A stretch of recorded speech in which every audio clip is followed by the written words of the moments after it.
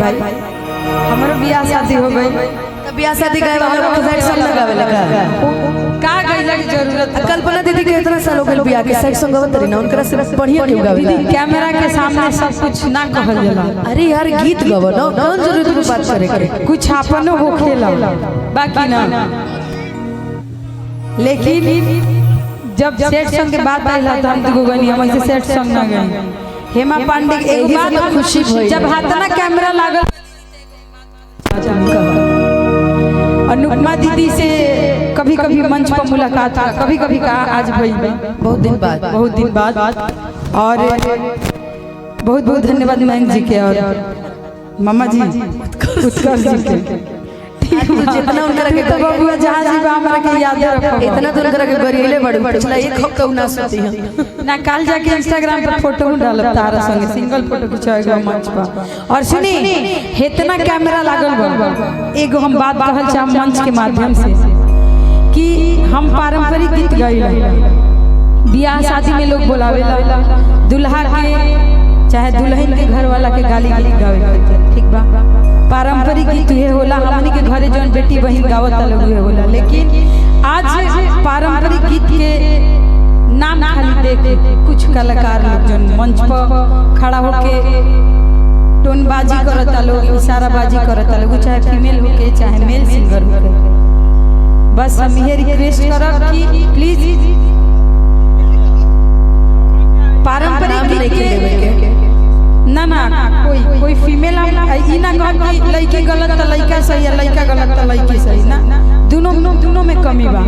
अगर हम मंच पे चढ़ते हैं कोई गाली दे रहा है हमको चुपचाप माइक रख के हम नीचे उतर जाएंगे बात खत्म है उससे बहस करने की जरूरत क्या है। लेकिन नहीं नाम नहीं रखना है भैया प्लीज रिक्वेस्ट है। मैं ये बस रिक्वेस्ट करूंगी कि हर किसी की बेटी बहन है। आज हम लोग मंच पे खड़े हैं आप लोग कोई भजन सिंगर है कोई शादी ब्याह गाए वाला गायिका बा कोई लोग गीत गावता तो एक मतलब ही नहीं कि सब कलाकार खराब बा सब अपना अपना एक नंबर में बा। तो बस ये कह के रउआ से जितना यूट्यूबर वाले लागल बलो सब कोई के है नहीं हो ठीक बा। मुकेश भैया का नाम है मुकेश म्यूजिक नहीं यहाँ के तक कोनो हमारा तरफ से कोनो शिकायत नहीं है। देखे एमे ऐसे यूट्यूबर बड़े से कि जे ना भी रही मंच पे ना तो हमरा भी जनतारा भी फोटो जोड़ के डाल दिए से।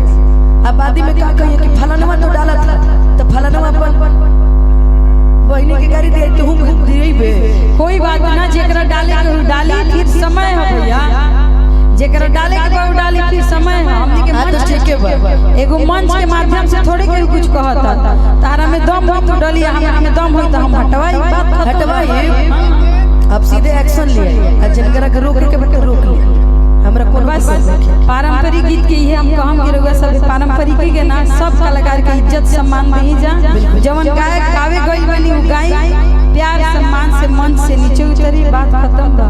काजी उजाला जी ठीक बनी देखिए उजाला एंटरटेनमेंट के ओनर है। हां मालूम बा ना ब्रजेश जी कार मचता बताओ अनुपमा और हिम पड़े खड़ा बड़ी है से ना।